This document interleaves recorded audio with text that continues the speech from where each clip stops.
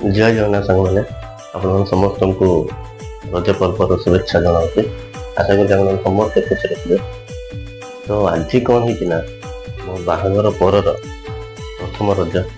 ତ ସେ ଖୁସିରେ ମୋର ସାନ ଭାଇ ଜଣେ ଗୌରୀ ଭାଇ ମୋ ପାଇଁ ଆଉ ମୋ ମ୍ୟାଡ଼ାମଙ୍କ ପାଇଁ ଭାଇ ଭାଉଜଙ୍କୁ ଖୁସିରେ ସେ ଗୋଟେ ଭଲ ଜିନିଷ ଦେଖେଇ ଦେଉଛି। ରଜ ପାନ ନେଇକି ଆସିଛନ୍ତି ଭାଇ ଭାଉଜ ଖାଇବେ ବୋଲି। ତ ଧନ୍ୟବାଦ ଗୌରୀ ଭାଇ ଏତେ ଭଲ ପାଇବା ଦେଇଥିବାରୁ। ତ ମୁଁ କ'ଣ କହୁଛି ନା ଆଜିର ରଜ ପର୍ବରେ ଆପଣମାନେ ଖୁସିରେ ରୁହନ୍ତୁ ଆଉ ରଜ ପାନ ଖାଇକି ଏନ୍ଜୟ କରନ୍ତୁ।